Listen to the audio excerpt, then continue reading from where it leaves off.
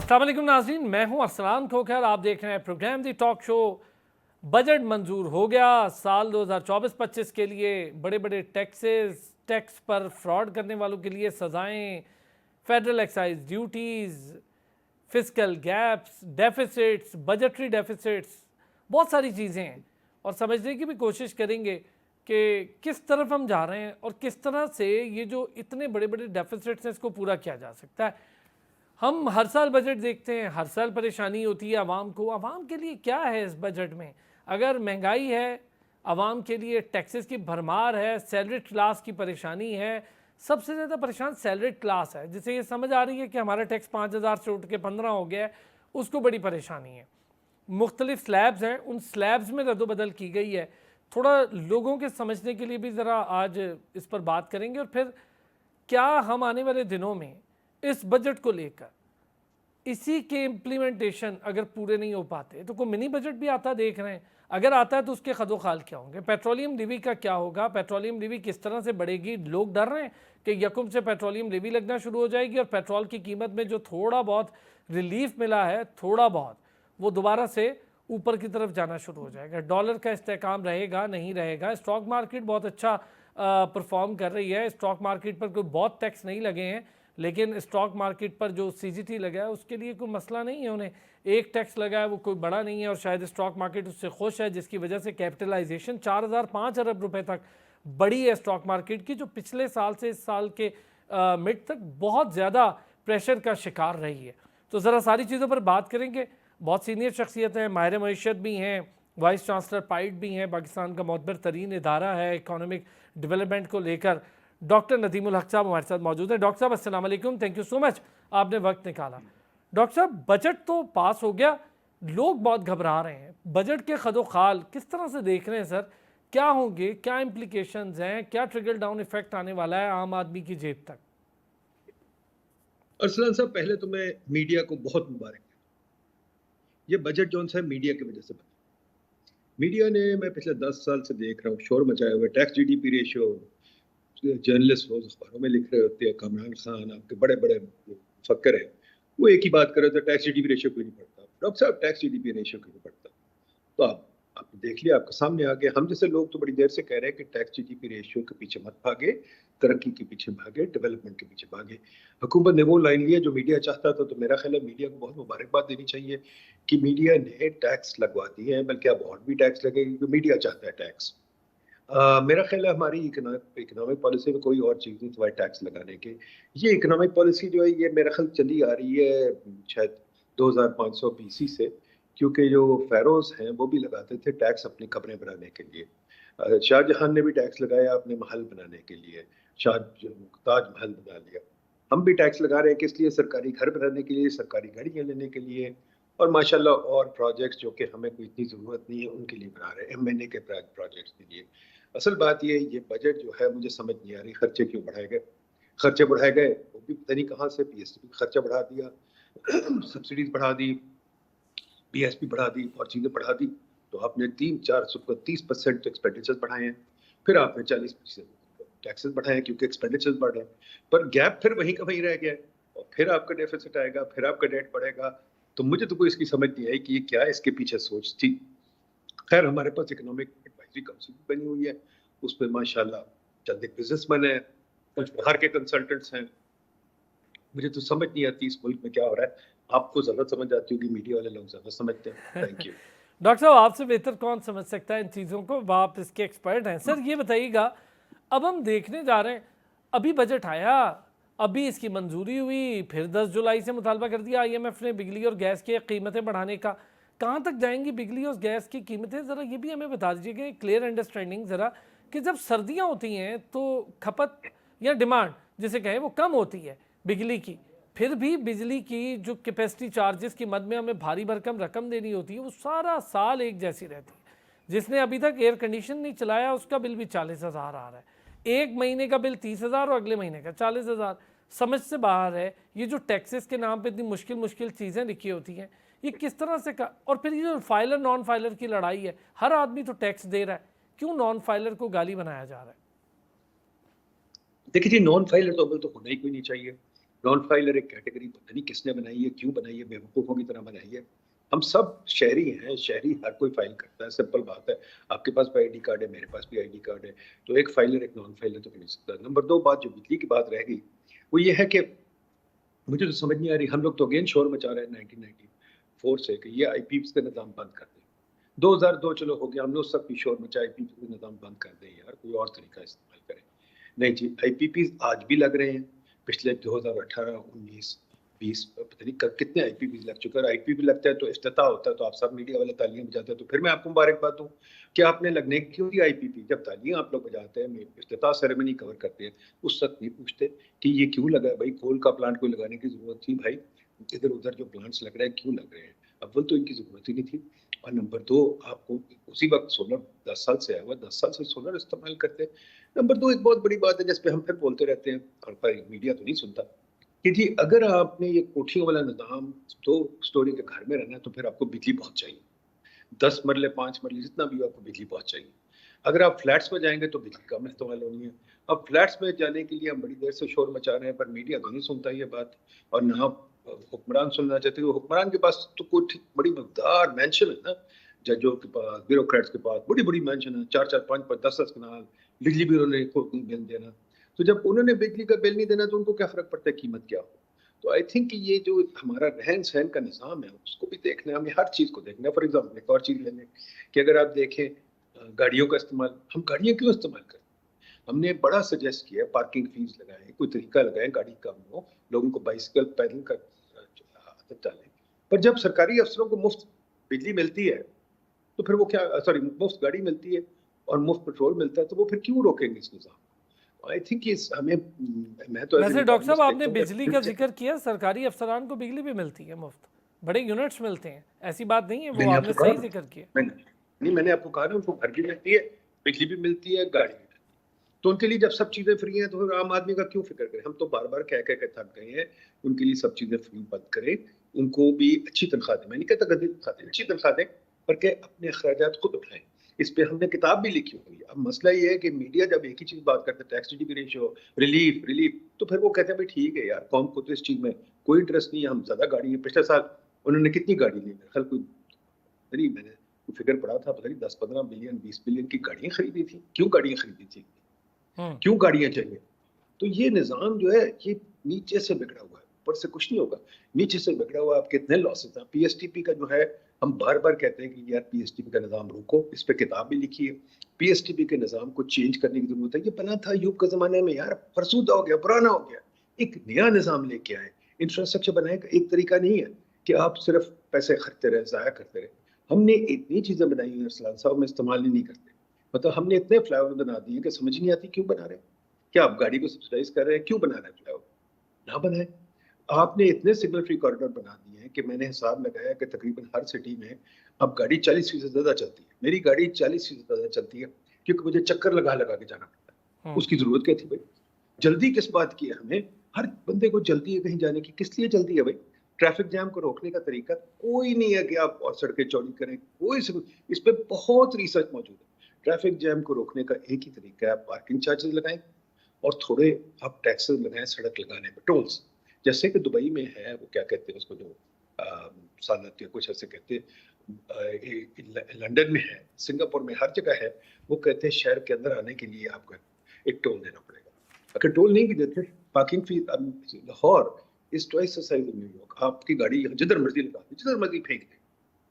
तो ये तो काम रुकना चाहिए ना, अगर पैसे ले ले। अच्छा डॉक्टर साहब, इतने डेफिसिट्स हैं, इतने बड़े बड़े, मैं बजटरी हो, फिस्कल हो, डेफिसिट हैं। आप चाहे सर्कुलर डेट की मद में देख लें, लोन्स की मद में देख लें, हमें लोन्स भी रीपे करने हैं, फिर रीशेड्यूल भी करवा रहे हैं, बहुत सारा कुछ दुनिया से लोन लिए भी जा रहे हैं, रीशेड्यूल भी करवा रहे हैं। ये जो लोन है, जो एक बहुत बड़े खसारे की सूरत में जीडीपी पर भी बोझ हैं, हमें वो पूरा करने के लिए भारी भरकम टैक्स लगाने पड़ते हैं। टैक्सेशन का निज़ाम, ये जो डायरेक्ट और इनडायरेक्ट वाला है, इसको आप कैसे देखते हैं, टेक्निकली क्या है ये, और क्यों इतना इनडायरेक्ट टैक्स भरना पड़ता है, बल्कि डायरेक्ट कम है और इनडायरेक्ट टैक्स ज़्यादा है जो आवाम को भरना पड़ता है, फिर भी बेचारे नॉन फाइलर कहलाते हैं। देखिए जी, पहली चीज तो ये है कि रीस्केड्यूलिंग कोई नहीं हो रही और न होगी। ये जो हमारा ख्याल है ना, अगेन मीडिया का ख्याल है कि रीस्केड्यूलिंग हो जाएगी, रीस्ट्रक्चरिंग हो जाएगी, भैया खुदा के वास्ते नहीं। श्रीलंका ने 5 साल बहुत रगड़ा खाया, फिर हल्की सी रीस्केड्यूलिंग, कोई बाकी मुल्क की कोई नहीं, मुल्कों की कोई। तो रीस्केड्यूलिंग तो आप जाए हमारी, ये जो कर्जा है ये आपकी नस्लों ने देना है, आपने आपकी नस्लें पे जो मर्जी करे आपने देना है। ये पहली चीज हम अपने जहन में डाल लें कि खर्चियत टैक्स ये जो है कर्जा ये हमारा है, हमारे बच्चों का है, और हमने इसको देना, और देना भी डॉलर में, रुपये में नहीं देते, तो आपको बड़ी मुसीबत पड़ेगी इसकी। मसला ये है कि जब ये कर्जे लेते हैं तो हम लोग मीडिया फिर गए, तालियां बजाता है, कर्जे ले लिए, कर्जे ले लिए, हाय इसी पे कहा गया, ये हो गया। अब सऊदी देखें कर्जे वापस भी करने, इवन कुरान में लिखा हुआ कर्जा वापस करना, तो कर्जा हमने वापस करना जरूर करना। अब ये जो लोन लेते क्यों, मुझे तो समझ नहीं आती। मैं तो लोन देखता हूँ लेते हैं तो मुझे समझ नहीं आती क्यों ली। आए दिन कोई लोन अनाउंस हो रहा होता है, रोज अखबार में लोन आता है, उसको पूछे भाई क्यों ले लिया, कोई समझ ही नहीं है। अजीब अजीब नाम होते हैं, सेफ सिटी लोन तो फलाना लोन, तो फलाना लोन, को समझ ही नहीं आता।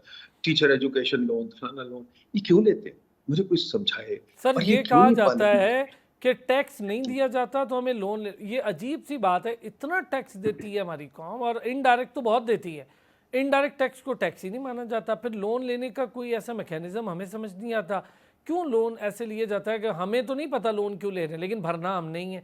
ये जो लोन लिया जाता है सर बैन अवी सतह से, फिर ये लोन के जिस जिस शोबे में इसको लगाना होता है वो भी तो हम पूरा होता नहीं देखते ना, वो बड़ी अजीब सा सिलसिला है। अब ये लोन वापस करने में ही आधे से ज़्यादा बजट के आपके डेफिसिट्स हैं, क्या करेंगे हम, अपना प्योर मुनाफा किसको कहेंगे? देखिए जी, कोई मुनाफा नहीं है। अगर आपको खुद अपना काम नहीं करना आता, अगर आपको घर नहीं चलाना आता, तो फिर हम क्या करें। मसला ये है कि आपका कसूर आप लोगों का है खुद ही, कि हम लोगों का, मैं बतौर पाकिस्तानी कह रहा हूँ कि अगर हमें काम नहीं करना आता, अगर हम लोन मांगी जा रहे हैं बगैर सोचे समझे, मीडिया सवाल नहीं पूछता कि लोन क्यों दे रहे हैं, हमने तो बड़ी दफा पूछा, हमने पाइट से ईएडी को चिट्ठी लिखी है, डोनर हर किसी को चिट्ठी लिखी है, हम कहते हैं भाई खुदा के वास्ते बताओ क्या कर रहे हैं, वो कहते हैं हम कुछ नहीं बताएंगे, ईएडी भी कहती है हम कुछ नहीं बताएंगे। अब ईएडी का जो सेक्रेटरी है, आप उसको क्यों नहीं पूछते, आप लोग बुलाए उससे पूछे, नहीं कि जवाब देता उसके दफ्तर के बाहर खड़े हो जाए, पूछे कि क्यों ले रहे हैं, पता ही नहीं हमें। अब जो सीपेक पे काम हुआ है, कोई डॉक्यूमेंटेशन नहीं, कोई पेपर वर्क नहीं, हमें पता ही नहीं होता। नंबर 2 ये बात है कि खुदा के वास्ते सिर्फ लोन के पीछे क्यों भागते हैं, हम क्यों नहीं भागते कोई तरक्की के पीछे, कोई काम करने के पीछे, वो नहीं करते। पूरे सेक्रेटरीट आप देख लें, कोई काम नहीं करते। आप सेक्रेटरीट के बाहर कैमरे लेके खड़े हो, जब मुझे बताएं कितने बजे लोग आते हैं, कितने बजे जाते हैं, ठीक है। नंबर 2 उनका काम क्या होता है, नंबर 2 मुझे बताएं काम क्या होता है सेक्रेटेरिएट में। इस वक्त जो पूरी सरकार में, प्रोविंशियल एंड फेडरल में, दोनों में कोई 4.5 मिलियन या 4 मिलियन करीब एम्प्लॉइज क्या करते हैं। एक एक सेक्रेटरी के पास 4-4, 5-5 चपरासी है, एक एक सेक्रेटरी के पास पता नहीं क्या क्या कुछ तमाशी, मिनिस्टर के पास। यार अब हमारा निज़ाम चेंज होने की जरूरत है, हमें कॉस्ट इफेक्टिवली इसकी तरफ आना है। और लोन जो लेते हैं इसको बड़ी गहरी नजर से हमें देखना है कि लोन क्यों लेते हैं, क्या वजह है कि हम लोन लेते हैं और किस लिए इस्तेमाल करते हैं। अगर आपने उठा के ये मेट्रो बना दी, उसका नुकसान हो रहा है तो फिर आपको देने हैं। अगर आपने उठा के बिजली लगा दी, नुकसान हो रहा है तो देना है। तो लोन का जो प्रिंसिपल था, जो पुराना प्रिंसिपल था, हमने प्लानिंग कमीशन रखी हुई है, सब कुछ रखा हुआ है, हम पीएसटीपी पे रखा हुआ। पीएसटीपी का जो पुराना प्रिंसिपल था, जिसपे था कि जी हर लोन के ऊपर बहस और मुबाहिसा होगा, ट्रांसपेरेंसी होगी, वो आपने खत्म कर दिया। अब जो मैं भी डिप्टी जनरल प्लानिंग कमीशन रहा हूँ 3 साल, चेयर करता था CWP, मुझे हुक्म आता था ये काम करना है, मैं रोता रहता था कि ये नहीं हो सकता, नहीं ये होना है, पॉलिटिकली होना है। तो अगर ये करना है और फिर मैं नहीं करता था तो नीचे से सेक्रेटरी वगैरह मिलके कर देते थे। अब ये निज़ाम खत्म होना चाहिए, हमें तरीके से काम करना चाहिए, हमें एक प्रोसेस बनाना चाहिए। अगर वो नहीं बनाते तो फिर ठीक है यार, जो हर सेक्रेटरी की मर्जी आती है जाके लोन ले लेता है, हर सेक्रेटरी की मर्जी आती है जाके कोई बाहर की ट्रीटी साइन करता है, कोई बाहर जाके नौकरी मिल जाती है तो साइन करता है। अच्छा, आपने प्लानिंग कमीशन का जिक्र किया डॉक्टर साहब, आपने चूंकि खुद आप उसको हेड करते रहे, प्लानिंग कमीशन, पब्लिक इंटरेस्ट के कितने प्रोजेक्ट्स होते होंगे जो प्लानिंग कमीशन के थ्रू आगे बढ़ते हैं? देखिए जी, कहने में तो सभी पब्लिक इंटरेस्ट, पर पब्लिक इंटरेस्ट का मतलब क्या है। जो मैं जानता हूं पब्लिक इंटरेस्ट, जो पुरानी प्लानिंग कमीशन के रूल थे वो ये थे कि जी जो भी आप प्रोजेक्ट लगा रहे हैं उसका कोई ना कोई फायदा होना चाहिए, और हर प्रोजेक्ट का जो कॉस्ट रिकवरी होनी चाहिए। यानी कि आपने आज बिजली का निजाम लगाया तो 4-5-10 साल के बाद पैसे वापस आने चाहिए ताकि वो पैसे आप वापस कर सके। वो निजाम तो आपने खत्म कर दिया, वो तो नहीं आप करते, वो निजाम तो आपने छोड़ दिया। आप जो मर्जी होती प्रोजेक्ट करें, वो आता है पॉलिटिशियन आता है और मेरे घर के पास लगा दो वो बिजली, मेरे घर के पास सड़क बना दो, दो, मेरे घर के पास कुछ कर दो, वो बस होता है हमारे यहाँ। तो हमने वो जो टेक्निकल निज़ाम था, जो कॉस्ट बेनिफिट का निज़ाम था, जो एक क्या कहते हैं एनालिसिस का निज़ाम था, वो ख़त्म कर दिया। We have finished it, we don't want to do that. तो बस फिर इसके बाद क्या बात करनी टेक्नीशियन की? तो आपको हुकूमत में ज़रूरत ही कोई नहीं, बादशाह सलामत का हुक्म आता है, बादशाह सलामत का हुक्म चलता है। अच्छा डॉक्टर साहब, हम ठीक है चले, प्लानिंग कमीशन का आपने बता दिया हमें। ये जो इस वक्त जिन डेफिसिट्स का हमें सामना है, कॉस्ट इफेक्टिवनेस की आप बात कर रहे हैं, इंडस्ट्री का पहिया चल नहीं रहा है, लार्ज स्केल मैन्युफैक्चरिंग वैसे डिक्रीज पर है, ताजर भी कल से सरापा एहतजाज है कि जी बिजली के बिलों में इजाफा हो गया। मैं बार बार कह रहा हूँ कि बहुत सारे सेगमेंट्स हैं जो अपनी बात कर सकते हैं, सैलरीड क्लास जो है ये अपनी बात कैसे कर सकती है? उस पर जिस तरह से टैक्स लगा है जस्टिफाइबल है? देखिए जी, सैलरीड क्लास ज़्यादातर तो हुकूमत ही है, उनको टैक्स सैलरी इंक्रीज मिल गई, टैक्स भी लग गया, कोई फ़र्क नहीं पड़ा।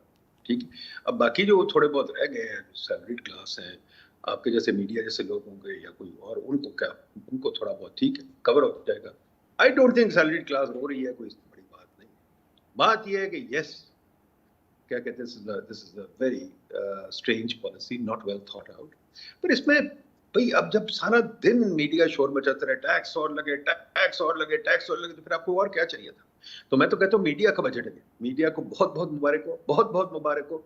आप लोगों ने इतना शोर मचाया, टैक्स जीडीपी रेशियो पे इतना शोर मचाया, हम लोग रोते रहे कि भाई अखराजात को भी देख लो। अब फॉर एग्जाम्पल बजट स्पीच में 5 नई एजेंसीज भी अनाउंस हो गई, कोई क्लाइमेट चेंज अथॉरिटी को, जब अच्छा नई वैसे एजेंसी डॉक्टर साहब आप मीडिया का आती जिक्र है तो इसके कर रहे हैं, तहत क्यों?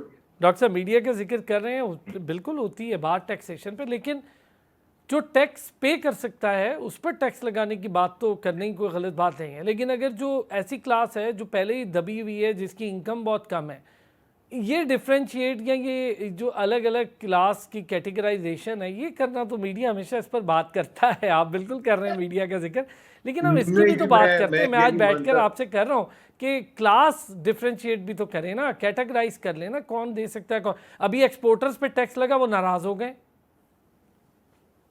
देखिए जी, हमने इस पे बहुत एनालिसिस किया है, इस पे इन्फॉर्म्ड एनालिसिस अगर करना हो तो बात बने। इस पे अभी हमने एक नई टैक्स पॉलिसी निकाली है, पूरी कमीशन बना के, उसमें बहुत लोग थे, सब कुछ किया है। अब मीडिया का मसला ये है कि मीडिया वाले पढ़ते हैं नहीं, तहकीक करते नहीं, जल्दी से बात कर देते हैं, और ये एक हमें फीलिंग होती है एक सोशल जस्टिस की कि हम सब कुछ कर सकते हैं। वो एक बंदा बहुत अमीर है, उस पर टैक्स लगाएंगे, इस पे लगाएंगे, उस पर। देखिए, ऐसे हुकूमत ना मुल्क चल सकता है। आपने अगर यहाँ से लाहौर से इस्लामाबाद जाने हो, आप गाड़ी का हिसाब लगाएंगे, मैंने 2 घंटे में जाना है, 3 घंटे में जाना है, बट आप ट्रैफिक आपको आगे रोक देगी, नहीं हो सकता। तो ये बातें करनी, बात ये नहीं है कि टैक्स जीडीपी रेशियो मसला नहीं है, मसला एक्सपेंडिचर जीडीपी रेशियो। मसला है कि अगर नई एजेंसी बना रहे हैं, नई बिल्डिंग, आप मुझे इस्लामाबाद में चले, आप इस्लामाबाद मेरे से चल के फिरे ना, मैं तो रोज लोगों को दिखाता हूँ, इतनी बिल्डिंगें सरकारी बनी हुई जिनका कोई मतलब ही नहीं। इधर जाता हूँ, director of education, director of फलाना, डायरेक्टर ऑफ फलाना, इंस्टीट्यूट ऑफ फलाना, इंस्टीट्यूट। यार ये बिल्डिंगें क्यों बनी हुई हैं? इनके खर्चे कहाँ से आ रहे हैं? कुछ बिल्डिंगें खाली पड़ी हैं, बंदे मर गए, नहीं बंदे मर भी नहीं गए, तो बंदे तो बैठे हुए अंदर। फॉर एग्जाम्पल वहाँ चल जाए, ये पनीगाला के पास चल जाए, है इंस्टीट्यूट रूरल अकेडमी वो पता नहीं 50 साल से बनी, को समझ ही नहीं आती क्या करती। उसके अंदर घर भी बने हुए हैं, माशाल्लाह याशी भी हो रही है। कभी किसी ने हिसाब लगाया है कि ये एजेंसीज करती क्या है, इनकी जरूरत क्या है? इस्लामाबाद में हमने हिसाब लगाया 122 रेगुलेटरी एजेंसी, भाई क्या करती हैं? उनकी बिल्डिंगें भी हैं, उनके खर्चे भी हैं, उनकी गाड़ियां भी, उनके घर भी हैं। अच्छा, इस्लामाबाद में 150 ट्रेनिंग अकेडमीज हैं, वो क्या ट्रेन कर रही है? एक ट्रेनिंग अकेडमी है, क्या कहते हैं, टेंडर बनाएंगे, एक ट्रेनिंग अकेडमी सेक्रेटरी रूल दिखाने के लिए। यार इनकी कोई जरूरत है? एक कंसोलिडेट करके चीज नहीं बन सकती। तो ये मसला नहीं कि टैक्स जीडीपी रेशियो, मसला ये है। फिर आपने इस्लामाबाद में कभी चक्कर लगा के देखा घर कितने हैं सरकारी? आपको पता है सरगोदा के डीसी के घर 104 कनाल पे है, आपको पता है कई डीसी के घर 100 कनाल पे। ठीक है, आप बात कर रहे हैं गवर्नमेंट अखराजात की, उसकी कमी की ज़रूरत है। लेकिन डॉक्टर साहब जब टैक्स बन रहा होता है तो सारे इकोनॉमिस्ट, बजट बन रहा होता है, सारे इकोनॉमिस्ट बैठे होते हैं, तो आप समझते हैं कि जितने इकोनॉमिस्ट हैं उनका इनपुट नहीं लिया जाता? बिल्कुल गलत बात है, कोई इकोनॉमिस्ट नहीं बैठा होता। देखिए, आप खुद देख लें, इकोनॉमिक एडवाइजरी काउंसिल, जो काउंसिल गवर्नमेंट ने अनाउंस की है, उसमें तो सेक्रेटरीज हैं या बाहर के लोग हैं। हमारी हुकूमत तो चलाती बाहर के लोग हैं, कंसल्टेंट्स, फॉरेन कंसल्टेंट। देखिए, हम आजाद हुए कौमी तराना गाने के लिए, मैं बार बार बताता हूँ, फॉरेन कंसल्टेंट्स हमारी काम करते हैं वो सारा। तो फॉरेन कंसल्टेंट जो काम करते हैं उसकी असली बात है, वो करते हैं। हमारे इकोनॉमिस्ट कोई भी नहीं शामिल, उनसे कौन पूछता? कौन इकोनॉमिस्ट को पूछता है? इकोनॉमिस्ट तो बेचारी एक फसूदा क्लास है, उसको कोई फायदा नहीं है, उसको भूल जाए। आप भी मीडिया में जिसको मर्जी इकोनॉमिस्ट कह देते हैं, बंदा बिठाया, टोपी पिला दी, खत्म हो गई, इकोनॉमिस्ट हो गया। बात सिंपल सी ये है जी कि टैक्स आपका बढ़ना है, अखराजात बढ़ाने हैं तो टैक्स बढ़ना है, अखराजात बढ़ाएंगे तो टैक्स बढ़ेगा, अगर आप अखराजात कम करेंगे तो टैक्स कम होगा। ठीक है, अखराजात बढ़ा रहे हैं बार बार, तो क्या करेंगे? आपने नए घर एक्सपेंडिचर्स। बनाने हैं, आपने नई गाड़ियां लेनी है, आपने नए इदारे बनाने हैं, नए इदारों में जो अफसरान हैं उनको फिर चाहिए मराद। तो हर किसी को मराद का तो ये निज़ाम है कि भाई आप देते रहे सब्सिडी, गाड़ी खरीदे, घर खरीदे, ये खरीदा, तो फिर आपने पैसे देने भाई, फिर निकाले, फिर हम लोग सबको देने, अभी देने पड़ेंगे। जब मैं आपको कहा ना, जब इजिप्ट में फ़ारो ने अपनी कब्र बनानी थी तो पूरी कौम को टैक्स देना पड़ा। तो यही सूरत हाल है, यहाँ कोई डिफरेंट तो नहीं है। ठीक हो गया, बहुत शुक्रिया। डॉक्टर नदीमुल हक साहब हमारे Thank साथ you. मौजूद थे। एक ब्रेक लेंगे, ब्रेक से वापस आएंगे, ज़रा मजीद खतुखाल हैं टैक्स के और दीगर मामला हैं, बाहर से आने वाली फंडिंग है, ख़ास तौर पे सऊदी यूएई की फंडिंग है, उसको कैसे देखा जा रहा है, उसकी इम्प्लीमेंटेशन और फिर उसके क्या रिजल्ट आएंगे, इस पर भी बात करेंगे। एक ब्रेक। वेलकम बैक जी। हारून शरीफ साहब माहिर मैशत भी हैं, बोर्ड ऑफ इन्वेस्टमेंट के साबिक चेयरमैन भी रहे हैं, हमें ज्वाइन किया है। यही खतुखाल जिस पर हम जिक्र कर रहे हैं, डॉक्टर नदीम साहब का ये कहना था कि अखराजात सबसे बड़ा मसला है, हुकूमती अखराजात इस बजट पर बोझ हैं और हर साल बजट का बोझ इसीलिए बढ़ता है। और भी इसकी क्या क्या चीज़ें हो सकती हैं, ख़ास तौर पे हम बाहर से आने वाली इन्वेस्टमेंट और उसका इस्तेमाल, इस पर ज़रा बात करके देखेंगे। हारून साहब ने हमें ज्वाइन कर लिया। हारून साहब अस्सलाम वालेकुम, बहुत शुक्रिया आपने वक्त निकाला। हारून साहब, सऊदी इन्वेस्टमेंट, यूएई, वहाँ से आने वाली इन्वेस्टमेंट, आप उन 4 मेंबर्स में से भी हैं जो इन सारी चीज़ों को देखेंगे भी, तो ये बताइएगा सर, ये किस तरह से आगे बढ़ना है हमें, और ये जो इन्वेस्टमेंट आएगी किस किस शोबे में, कहाँ कहाँ बेहतरी या इसके रिजल्ट्स हमें सामने आएंगे? जी अस्सलाम, शुक्रिया। देखिए, जहाँ तक इन्वेस्टमेंट का ताल्लुक है, इन्वेस्टमेंट विश लिस्ट पर या दौरों पर या एमओयूज पर नहीं आती है। इन्वेस्टमेंट कॉन्क्रीट प्रोजेक्ट्स में आती है जहां उनको रिटर्न नजर आता है। सबसे इंपॉर्टेंट चीज कि वो प्रोजेक्ट का स्पॉन्सर कौन है और उसका स्ट्रक्चर क्या है। अगर तो स्पॉन्सर सरकार है तो आई थिंक अगर आप इन्वेस्टर होंगे तो क्या आप सरकार में इन्वेस्ट करेंगे? इस वक्त गवर्नमेंट को ये जो G2G के प्रोजेक्ट्स हैं उनको इंफ्रास्ट्रक्चर तक महदूद रहने दें। जो इन्वेस्टमेंट है, हम जो उनको एडवाइस कर रहे हैं ममालिक को, और जो हमसे बात हो रही है कि वो आप वर्ल्ड क्लास जो पाकिस्तान के आजमाए हुए 60-60 साल पुराने बिजनेस कर रहे हैं लोग, उनको प्रोजेक्ट्स को लीड लेने दें और ऐसे प्रोजेक्ट का स्ट्रक्चर बने कि उसका डिविडेंड भी बाहर जा सके, उसके अंदर डिस्प्यूट ना हो। कल को अगर इन्वेस्टर एग्जिट भी करना चाहता है तो उसका कोई रास्ता दिखाया जा सके। ये प्राइवेट सेक्टर लेड मईशत दुनिया में प्राइवेट सेक्टर मार्केट्स पर रिवाइव होती है। मईशत कोई हुकूमत का कर्ज लेके या हुकूमत के एसेट बेच के रिवाइव नहीं होती है। ये हमें डिस्टिंक्शन रखनी बहुत जरूरी है। हारून साहब, आपने चले शुरू में इस पे बात कर ली, हम तो इतने अरसे से जिक्र सुन रहे हैं, बोझ इदारे हैं, मुश्किल हालात हैं, ये इदारे इकोनॉमी का रप्चर बन रहे हैं, उसमें कई हैं, PIA भी है, स्टील मिल भी है, बैंक्स भी हैं धड़ाधड़। क्या वाकई में इनको प्राइवेटाइज न किया जाए, इसका कोई हल निकाला जा सकता है? कुछ है ऐसा हमारे पास? नहीं, मैं ये बिल्कुल नहीं कह रहा हूं। देखिए, पहली बात तो ये है कि इनको बोझ किसने बनाया? सही। देखिए ना, जिसने बोझ बनाया है अब वो कह रहा है जी कि सॉरी बोझ बन गए हैं तो मैं इनको ना फैमिली सिल्वर को अब किसी तरह निकाल दूं घर से ना, क्योंकि मैं चला नहीं पाया। इसमें कोई इदारे की वायबिलिटी का सवाल नहीं है। It is a very bad crony governance जिसकी वजह से ये सारा काम हुआ है। इसमें मेरी राय ये है कि हुकूमत को तो इमीडिएटली टैक्स पेयर का पैसा इन इदारों में नहीं फेंकना चाहिए, लेकिन प्राइवेटाइजेशन तो एक हल है। अगर देखें, अगर एक तरह लॉस मेकिंग द्वारा है तो उससे आपको बेच के मिलेगा तो कुछ नहीं। हुकूमत ने जो पहली CCOP की कैबिनेट कमेटी ऑन प्राइवेटाइजेशन, जिसका मैं मेंबर रहा हूं, उसकी लिस्ट रखी है। आप आज के फाइनेंस बिल में देख लीजिए कि कितना प्राइवेटाइजेशन प्रोसीड्स का रिटर्न है। आई थिंक 30 अरब रुपए है। हुकूमत के पास तो कुछ नहीं आएगा। हाँ, जो टैक्स पेयर का या लोन का पैसा है वो इन इदारों को बेल आउट करने पे रुक जाएगा, उसको रोकना चाहिए। लेकिन प्राइवेटाइजेशन एक हल है, मैनेजमेंट के उसको किसी और को दे दें। आप एक दफा ये तो फैसला करें। देखें ना, मैं ये एक्सपेक्ट कर रहा था कि फाइनेंस बिल में वो कहते कि आज से कोई ब्यूरोक्रेट कमर्शियल इदारों के बोर्ड पे नहीं बैठेगा।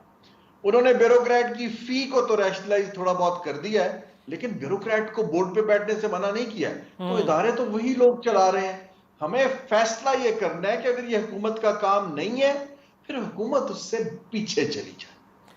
अच्छा हारून साहब, कितना सच है इस बात में कि जब फाइनेंस बिल की हम बात करते हैं, बजट की बात करते हैं, तो जितने इकोनॉमिस्ट हैं, जो बड़े टॉप मोस्ट इकोनॉमिस्ट हैं, जो रियल टेक्नोक्रेट्स जिन्हें कहें, जो समझते हैं इन चीज़ों को, इनकी सारी खदोखाल समझते हैं, इनका कोई इनपुट नहीं होता होगा? देखिए, मैं आपको एक्सप्लेन करूं, बजट 3 तरह के होते हैं। पहला बजट ये होता है जो एक स्टेबल या प्रोग्रेसिव इकोनॉमी में होता है। वो हुकूमत की इकोनॉमिक पॉलिसी को रिफ्लेक्ट करता है और जो आपकी एलोकेशंस हैं वो उन्हीं एरियाज में एलोकेट करता है जो हुकूमत की इकोनॉमिक तरजीहात होती है। ठीक, उसको हम कहते हैं एक मीडियम टर्म पॉलिसी फ्रेमवर्क, कि हमने पैसा कहां लगाना है। हमारे बजट का दूर दूर तक किसी पॉलिसी से ताल्लुक नहीं है, ये हमें बड़ा क्लियर होना चाहिए।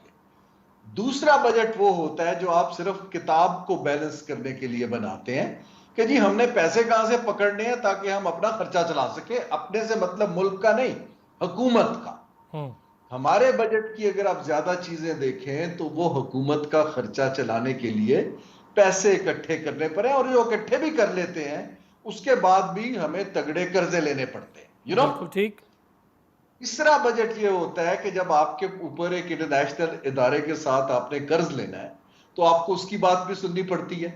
तो ये जो बजट है ये आखिरी 2 चीजों का मजमुआ है कि जी आपने एक IMF से कर्जा लेना है तो उनकी जो एक थिंकिंग है बजट डेफिसिट के ऊपर है, डिस्टॉर्शंस के ऊपर है, जो आपकी ओवरऑल फाइनेंशियल मैनेजमेंट के ऊपर है, उसको इनकॉर्पोरेट करना है। दूसरा ये बजट ये है कि जी हमने अपने पर्क्स प्रिविलेजेस हुकूमत के खर्चे कैसे चलाने हैं। जो पॉलिसी डायरेक्शन है, जो actually budget by definition, economic definition, is an instrument to finance a policy. कि हम किसी पॉलिसी को तो फाइनेंस नहीं कर रहे, जो ही आपको कहीं छूट देनी पड़ती है। अभी बजट फाइनेंस बिल आया है नहीं और नंबर्स इररिलेवेंट हो गए, आपने चेंज करने शुरू कर दिए, तो सैंक्टिटी जो है बजट की वो तो नहीं है ना जी। वो तब आती है जब बड़ी क्लियर पॉलिसी गाइडेंस हो। अच्छा हारून साहब, सब्सिडीज, फिर हम देख रहे हैं कि सब्सिडीज हैं, हमें कहा जाता है कि सब्सिडीज जो है वो बोझ होती हैं और उसी की वजह से हमें टैक्सेशन बढ़ाना पड़ती है, उसी की वजह से आम आदमी पर इतना नज़ला गिरता है, सैलरीड क्लास बेचारी परेशान है। तो ये सब्सिडीज़ तो फिर नज़र आ रही हैं। IMF इसको कैसे जस्टिफाई कर पाएंगे IMF के सामने? वो तो कह रहे हैं सब्सिडीज़ नहीं होनी चाहिए, बिजली का बिल बढ़ने वाला है, गैस का बिल बढ़ने वाला है 10 जुलाई से, दोबारा डर है इस बात का।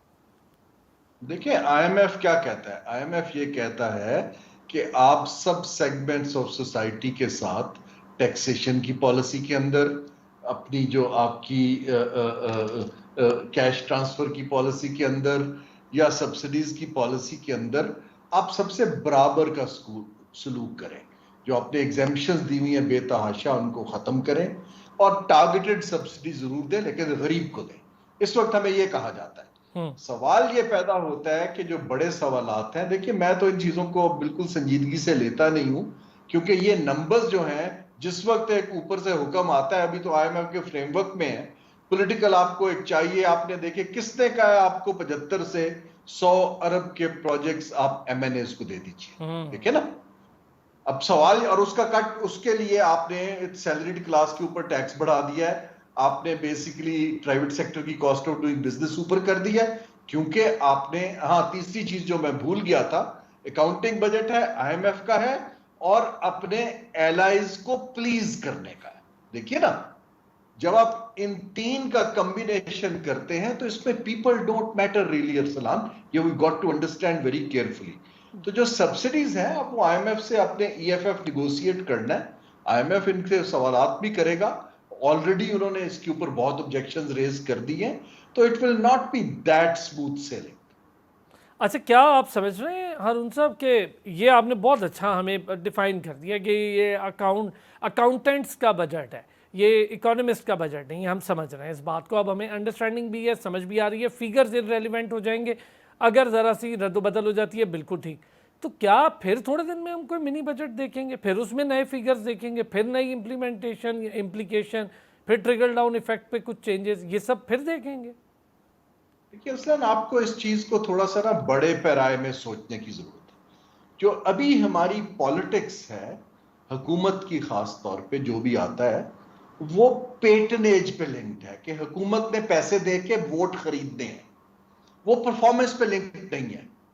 अगर आप अपने वोटर के पास जाएं कि मैंने तुम्हें हेल्थ दी, तुम्हें एजुकेशन दी, तुम्हारे लिए इकोनॉमिक अपॉर्चुनिटीज निकाली, वो परफॉर्मेंस है। अगर आप अपने वोटर के पास जाएं, मैंने तुम्हारे इलाके में सड़क का ठेका दे दिया, गैस लगवा दी, ओवरहेड ब्रिज बना दिया, ट्रांसपोर्ट की बसें चला दी, कैश ट्रांसफर में कंप्यूटर दे दिए, मोटरसाइकिलें दे दी, ये पेटनेज की पॉलिटिक्स है। ओके, सो अगर हम पेटनेज की पॉलिटिक्स से नहीं निकलेंगे तो मिनी बजट आते रहेंगे, क्योंकि इतनी पॉपुलेशन है, उनका पेट तो कभी नहीं भरेगा। और हुकूमत हैंडआउट्स के ऊपर इकोनॉमिक रिवाइवल नहीं कर सकती। You got to understand, handouts जो हैं वो आपको बड़े देर कुछ देर के लिए सस्टेन कर देते हैं, लेकिन वो आपको इकोनॉमिक अपॉर्चुनिटीज क्रिएट किए बगैर, आपके इन्वेस्टमेंट लाए बगैर, आप कैसे 100 मिलियन बंदा गुर्बत की लाइन के ऊपर या नीचे जा चुका है उसको कैसे उठाएंगे? ये तो वोट खरीदने के लिए है कि पैसे ले लो, जलसे में आ जाओ, ये कर लो, तोहफा ले लो। ये तो हैंडआउट्स की पॉलिटिक्स है जिसको मैं पेटनेज कह रहा हूं, और ये पोस्ट कॉलोनियल माइंडसेट है। यही हमारे कॉलोनियल मास्टर्स करते थे कि 8-10 चीफ बनाते थे और उनसे कहते थे लोगों में हैंडआउट्स बांटे और उनसे कहें हमारे खिलाफ आवाज ना बुलंद करें। आपने बड़ा बड़ा ज़बरदस्त बात कही, हम आज भी उसी में फंसे हुए, वही पुरानी चीज़ें। हारून साहब, ये जो फॉरेन इन्वेस्टमेंट जिसके जिक्र हम कर रहे हैं, SDIF का थोड़ा सा आपसे जिक्र कर लूँ चूँकि आप उसके कोर मेंबर्स में से हैं, हम क्या इसके ज़रिए फ़र्क देख लेंगे, इसके क्या रिजल्ट्स देख लेंगे? पहले आप बता चुके हैं हमें कि दौरे वौरे ये सब मुआहदे ये एक अलग चीज़ है, असल में आना और फिर उसका फैलना। CPEC को थोड़ा इसका फेज़ 2 भी हमें ज़रा डिस्क्राइब कर दीजिएगा, फिर SDIF के कदोखाल भी। जी, मैं ये जो SDIF है, एक्चुअली जो सस्टेनेबल डेवलपमेंट इम्पैक्ट फोरम तो बड़ी चीज है, लेकिन करंटली हम एक बेल्ट एंड रोड इन्वेस्टमेंट के थीम को आगे लेके चल रहे हैं कि अब जो सेकंड फेज आ गया है हमारा। पहली बात तो ये है कि इसको मैंने इसको बनाया, आई एम द फाउंडर। इसकी पहली बात इसकी ये है कि आप अब गवर्नमेंट के इंफ्रास्ट्रक्चर को नीचे लाना की कोशिश करें, जो बन गया है उसको इस्तेमाल करके प्राइवेट सेक्टर के लिए इंसेंटिव्स दीजिए ताकि इन्वेस्टमेंट आनी शुरू हो। दुनिया की कोई सड़क, कोई कनेक्टिविटी, कोई पोर्ट तब तक नहीं चलेगी जब तक उसमें प्राइवेट कैपिटल इन्वेस्ट नहीं करेगा। सो पहली तो हमारी इसके ऊपर ही है।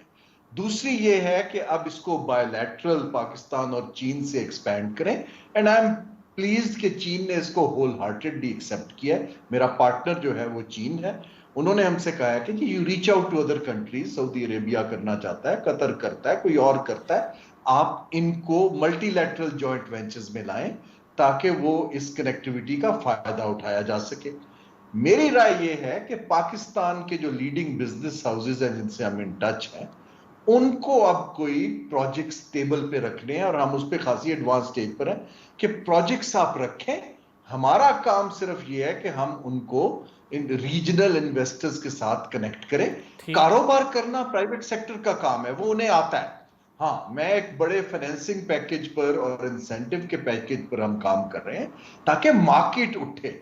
मुझे डर ये है कि हम गवर्नमेंट टू गवर्नमेंट में फंस के रह जाएंगे और फिर ये इंफ्रास्ट्रक्चर एक मोटरवे बन जाएगा, जो एक अमीर आदमी की सड़क है लाहौर से इस्लामाबाद आने की या पेशावर जाने की, उस पर कारोबार नहीं होता। हमें इन इंफ्रास्ट्रक्चर को कारोबार से लिंक करना है। देखिए, एज एन इकोनॉमिस्ट जब आप एक इन्वेस्टमेंट करते हैं, हम आज ML1 की बात कर रहे हैं, हमें ये मोटरवे कभी नहीं बनानी चाहिए थी, वो ट्रेन की पटरी बनाते हैं जिसपे लोकोमोटिव्स चलते हैं। हमने अब वो बना दिया। अब आज उसकी इकोनॉमिक फिजिबिलिटी करके देखें कि इसकी इकोनॉमिक इवैल्यूएशन क्या है, सारी नेगेटिव है क्योंकि उसमें सिर्फ कारें सैर करती हैं। We need to convert public investments कि वो मजीद प्राइवेट कैपिटल। ज़बरदस्त, वेलकम बैक। अगर मैं आपसे पूछना चाहूँ, इकोनॉमिक जोन का आप जिक्र कर रहे हैं ना, जाहिर एक सड़क है और एक ऐसी शाहराह है जिसमें इकोनॉमिक जोन है, यानी कारोबार साथ चल रहा है। ये इकोनॉमिक जोन पर कोई ऐसा सिस्टम है कि हम बिजली पे भी को बचत दे सकें या कम करके बिजली दे दें या सिर्फ कॉस्ट पर दे दें, टैक्स से बचा लें? कोई ऐसा सिस्टम है कि गैस का इशू भी ना हो, वहाँ पर इंडस्ट्री भी लग जाए, कारोबार भी चले और साथ साथ एम्प्लॉयमेंट भी बढ़े, तो पाकिस्तान के लोगों को कारोबार के साथ साथ नौकरियां भी मिलें? तो ये जो इकोनॉमिक जोन का जिक्र है, ये क्या फाल हो जाएंगे सी पैक के बनते ही? नहीं जी, इकोनॉमिक जोन तो अब तक फाल हो जाने चाहिए थे, लेकिन हम ना उनको यूटिलिटीज दे पाए। देखिए यहाँ एक माइंडसेट की बात, माइंडसेट ये है कि पहला मेरा सवाल कि अगर प्राइवेट सेक्टर ने इन्वेस्ट करना है इकोनॉमिक जोन में, तो इकोनॉमिक जोन को सरकार क्यों चला रहा है? देखिए ना, सरकार इसको पास ऑन क्यों नहीं कर देता प्राइवेट सेक्टर को कि जी आपको पता है कैसी इंडस्ट्री लगनी है, कैसे लगनी है, क्या चाहिए, हम कानूनन आपको डेलीगेट करते हैं, 5 बड़े ग्रुप इसको चलाना शुरू कर दें। गवर्नमेंट के माइंड में अभी भी प्रोविंशियल लेवल पे इकोनॉमिक जोन एक रियल एस्टेट प्रोजेक्ट है कि हमने प्लॉट बेचने और पैसे कमाने हैं। अगर जब मैं बीओआई में था, मैंने कहा था आप 1 रुपया पर एकड़ पे दीजिए। देखिए आपने इंसेंटिव, ये टैक्स इंसेंटिव के ऊपर ये काम नहीं चलेगा। तो मैं तो प्रोपोगेट कर रहा हूं कि 1-2 इकोनॉमिक जोन्स आप बड़े ग्रुप्स को दीजिए और उनकी पार्टनरशिप हम कराएंगे उन लोगों से, जैसे दुबई में जबल अली चल रहा है या मलेशिया में टैक्स जोन चल रहे हैं या चीन में चल रहे हैं, जिनका काम है उनको चलाने दीजिए। अब रह गया यूटिलिटीज का सवाल, और उसको आप दे पाएंगे कि नहीं। देखिए अगर वो चलाएंगे तो वो अपनी यूटिलिटीज खुद ही लगा लेंगे, बिजली भी लगा लेंगे, पानी भी ले आएंगे। हुकूमत जो है, जब तक उनकी तरजीह सियासी रहेगी कि मैंने गैस तो अपने कंस्टिट्यूएंट्स को दे दी है, मैंने लोड शेडिंग यहां रोक दी है, तब तक जो मैं आपसे कह रहा हूं, ये जो ओल्ड स्कूल पेट्रेज का माइंडसेट है वो इनकी हर्डल है। हारून साहब, इतने बड़े बड़े गैप्स का या इतने बड़े बड़े डेफिसिट्स का ये बजट है, शुरू ही जितनी बजट की मतलब मैं उसका हजम कहूँ, उससे भी 2-3 हज़ार अरब ऊपर का तो डेफिसिट दिख रहा है कि ये भी देना है, वो भी देना है, ये भी करना है, वो भी करना है, मतलब बजट की कुल कीमत से भी ऊपर क्या हमें डेफिसिट दिख रहे हैं।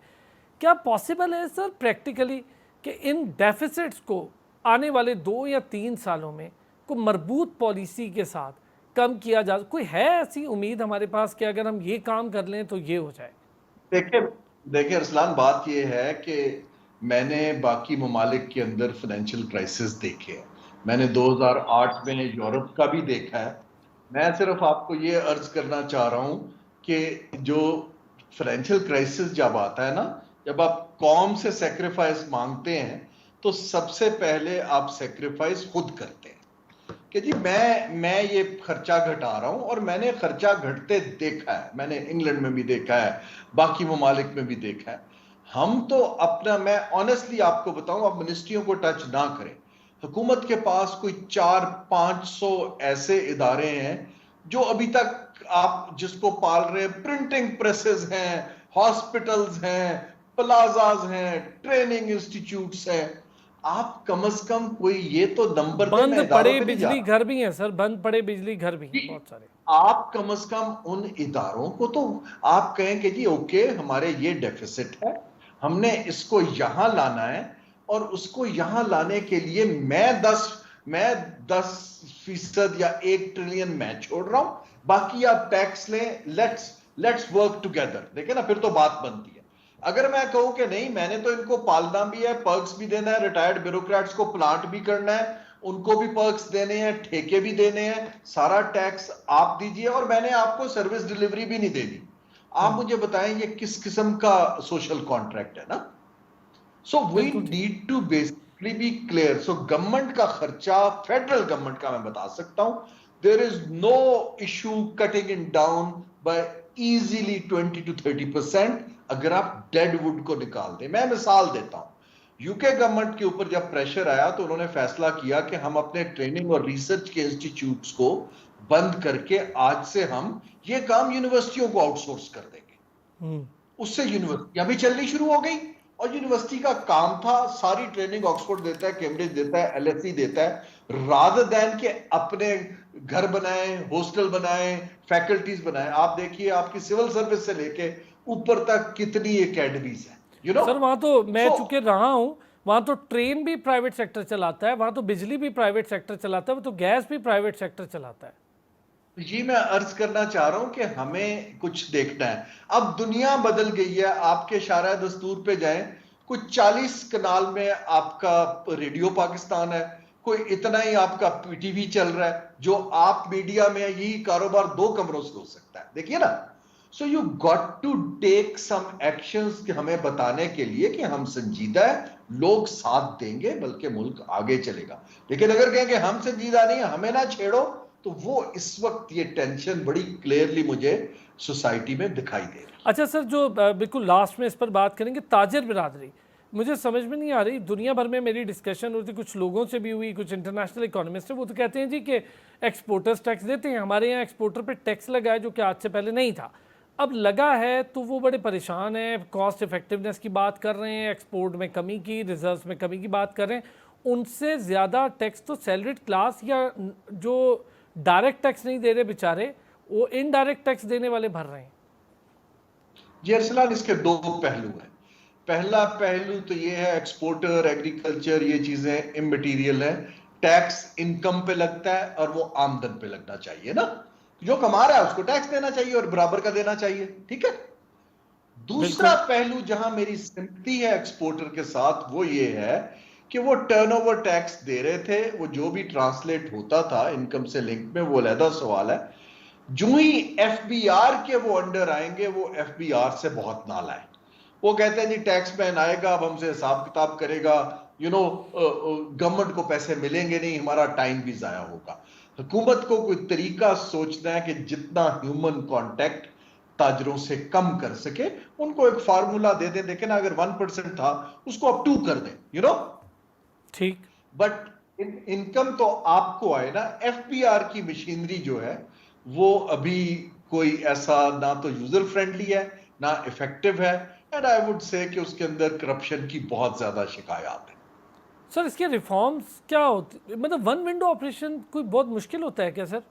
कोई दुनिया भर में नहीं हो रहा? हमारा, मुझे तो याद है यूके में जाके एक जगह पे टैक्स भरते थे, वो बाकी पीछे से कितनी विंडोज को देता था हमें नहीं पता था, हम तो एक बंदे को पकड़ा देते थे। तो ये आसान है लोगों के लिए, चाहे जितना भी ले। देखिए ना, यूके में एक टैक्स कलेक्टर है, उसको आईआरएस कहते हैं, वो आपसे टैक्स ले लेता है और ऑनलाइन लेता है। आपने आज तक कोई इनकम टैक्स इंस्पेक्टर नहीं देखा ना।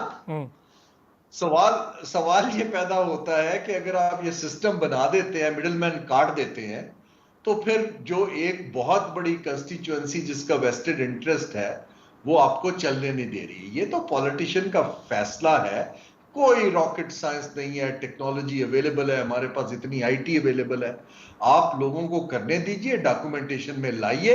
हाँ, इन्फोर्समेंट पे आप उनके लिए मैय्यज लीजिए सख्ती के, लेकिन ये मिडलमैन डालने जो हिसाब किताब करें, लेकिन आधे से ज्यादा तो हमसे एडवांस टैक्स ले लिया जाता है जब ये टाइम भी नहीं आता है, सो ये चीजें एक बिल्कुल ओल्ड सिस्टम का हिस्सा है।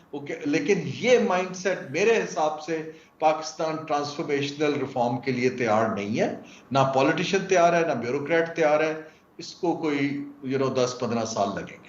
इसका मतलब ये है कि सर हम देखें कि अभी 10-15 साल शायद कोई ऐसा आदमी आ जाए जो समझता हो इन चीज़ों को। और एक चीज़ सर, सिर्फ शॉर्ट में आपका जवाब, ये जो पॉलिसीज़ का फुकदान है, लॉन्ग टर्म शॉर्ट टर्म पता होती ही नहीं है, नया आदमी नई पॉलिसी, नया इदारा नए लोग, ये पॉलिसीज़ का फुकदान कितना डैमेज पहुंचा रहा है या हेमरेज है इस इकोनॉमी के लिए? नहीं जी, बगैर पॉलिसी के तो आपका घर नहीं चलता। आपको कुछ तो पॉलिसी बनानी पड़ती है ना कि कैसे आपने जिंदगी गुजारनी है। पॉलिसी मेकिंग बहुत सोफिस्टिकेटेड हो चुकी है और उसके लिए ब्यूरोक्रेसी के अंदर तो बिल्कुल इस वक्त रॉट है, क्योंकि ब्यूरोक्रेसी तो सिर्फ एक दिन गुजारने के लिए काम करती है। हमें अगर पॉलिसी संजीदगी से बनानी है तो हमें दुनिया से बेस्ट पॉसिबल एक्सपर्ट्स के लिए स्पेस क्रिएट करनी होगी, लेकिन फिर उनको इज्जत दीजिए। अगर एक्सपर्ट आता है और आपने उसकी बात नहीं सुननी तो वो दोबारा कोई नहीं आएगा। अगर इज्जत देंगे, वो आपको पॉलिसी भी बना के देंगे, लेकिन उनकी बात सुने ताकि वो आगे काम करें। इसको दुनिया में बड़ी डिमांड है। ऑनेस्टली स्पीकिंग, मैं कोई अपनी बात नहीं कर रहा, मैं दुनिया जहान को एडवाइस करता हूं, जहां उनको मिलता है वो आपको they reach out to you. लेकिन अगर हमें अपने मुल्क में स्पेस नहीं मिलती तो फिर एक लिमिट के बाद it's better to work in the private. सही बात है, बंदा कहता है बस बहुत होगी। कितनी पॉलिसी मेकिंग की आप इतनी ज़्यादा चीज़ें हमें भी बता देते हैं, टेलीविजन पर भी बैठ के बताते हैं, तो हुकूमत को भी बताते हैं। अब काम लेना ना लेना ये हुकूमतों का काम है। हारून शरीफ साहब बहुत शुक्रिया, थैंक यू सो मच आपके वक्त का। टोटल डिस्कशन हमने बजट, उसके खदोखाल, उसकी इम्प्लीमेंटेशन और इम्प्लीकेशन, ट्रिकल डाउन इफेक्ट क्या हो सकता है, टैक्सेशन को कैसे सहल या आसान किया जा सकता है, कौन कौन से सेक्टर्स हैं जिस पर टैक्स का बोझ ज़्यादा पड़ गया, तरक्याती मंसूबों को कैसे कहाँ डाइवर्ट किया जा सकता है, सब्सिडीज़ क्या होती हैं। बहुत शुक्रिया नाज़रीन आपका। फिर होती है आपसे मुलाकात, अपना ख्याल रखिएगा।